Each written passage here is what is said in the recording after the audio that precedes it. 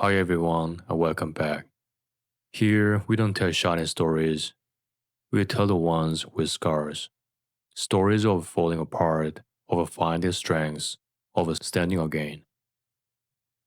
Stories that remind us we are never alone.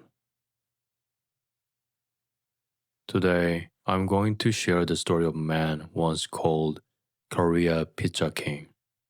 A man who went from ballrooms and billion-one sales to a tiny kitchen with carrot cake batter on his sleeves, and chose to keep living anyway.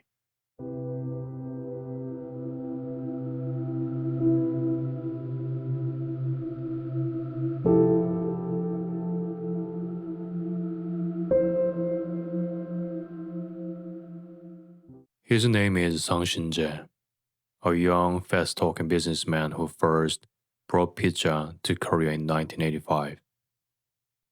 Back then, pizza was really unfamiliar in Korea.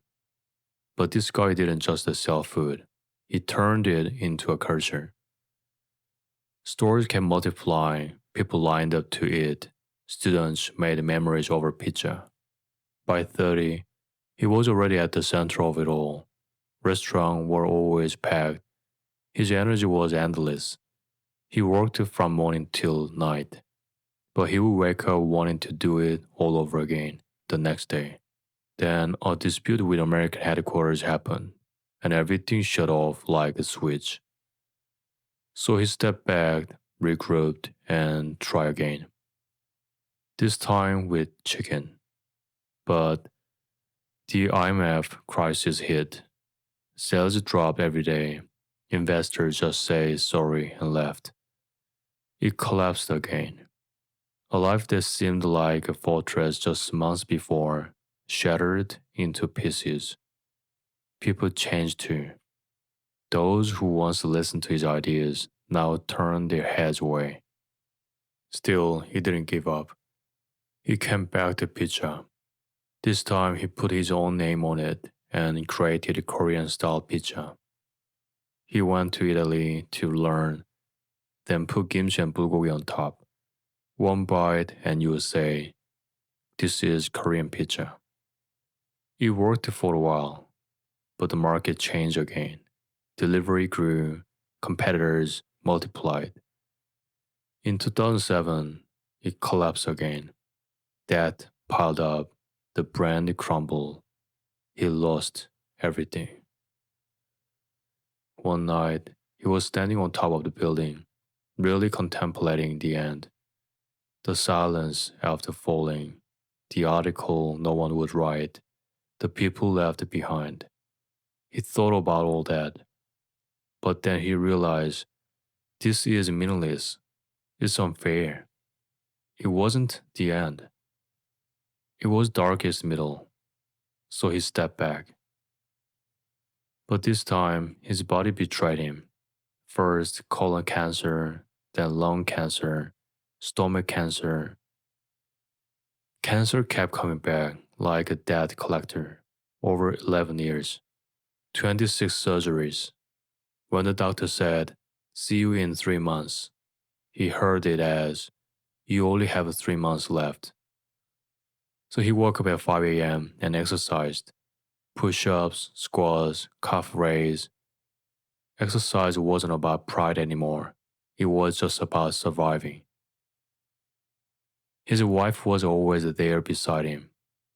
She showed courage through action, holding his hand in the hospital corridors, counting steps during walks, listening to the smallest changes. When he forgot why he needed to leave, her eyes would say it all. He started again, truly from the smallest place. A modest apartment in Gyeonggi province. A small workshop, flower in the air, carrots on the cutting boards. He wanted to work and his wife wanted him alive. So they compromised on cake. Lifting the mixing bowl, he would think, my body's still alive. On delivery days, he and his wife would pack boxes together and send them out. Some days 5 orders came in, sometimes fewer. He would tell himself, today is just a day, tomorrow can be better. Once 200 orders came in, it was his busiest day since downsizing.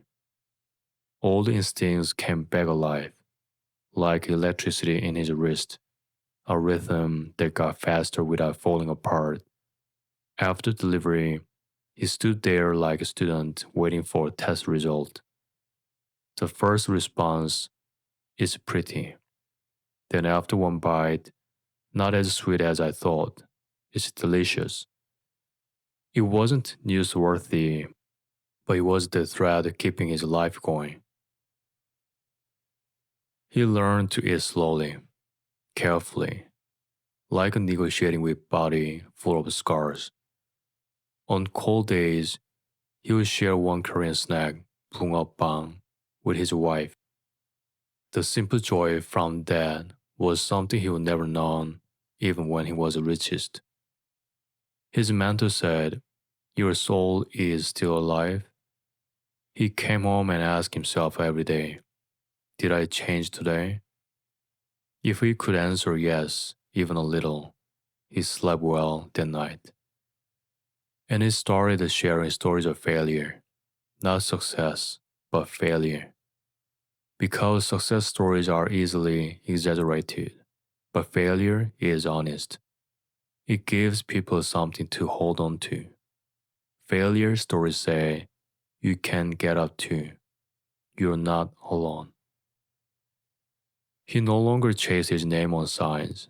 Instead, he chased the standards within himself. No compromise on taste. If the dough was wrong, throw it out and start over. Every night, learning from younger bakers online, his heart would race just hearing the words, something new. He distanced himself from friends who only talk about the past. Regret was like room with stale air. When the sun set, he would close his notebook, kiss his wife, and tell himself, the sweetness of success and the bitterness of failure, both are part of the recipe. Take one out, and the cake will never rise. On the hardest days, he would just look up at the sky once and feel grateful he could still walk. One step, then another, toward tomorrow.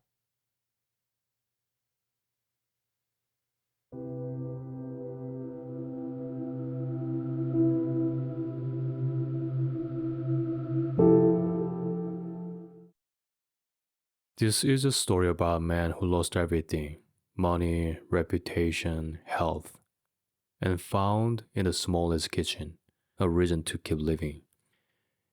It's about swapping empires for integrity, applause for purpose, and discovering that love can be the difference between the end and the middle. When he said he asked himself every night, have I changed today? I felt that. Not did I win or did they notice, just did I move even a little. The only change is finishing the thing you started, or letting someone you love hold your hands when you don't want to be seen. That counts. Psychologists describe post-traumatic growth, the way struggle can produce deeper appreciation, stronger relationship, and a clearer sense of purpose. It doesn't romanticize pain. It just knows that meaning can be built in the aftermath. When we treat the setback as information, not identity, we are more likely to persist, improve, and eventually recover. In other words, have I changed today is a scientifically wise question. Don't aim to win back the old life. Aim to build the next honest one. Tonight, write one line you will ask yourself for the next 30 days. Have I changed today? Then do one small, repeatable action. 10 push-ups, one job application, one apology, one cake. So tomorrow has something to stand on. And I need to pause here because I'm so sorry to tell you that he is actually gone.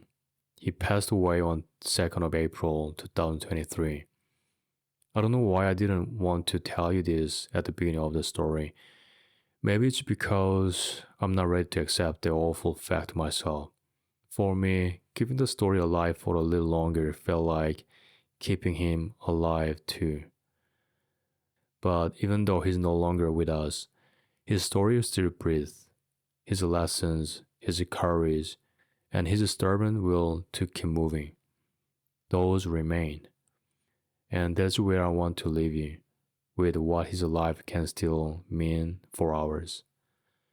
Remember, we're all going to die soon anyway, but until then, we are not alone.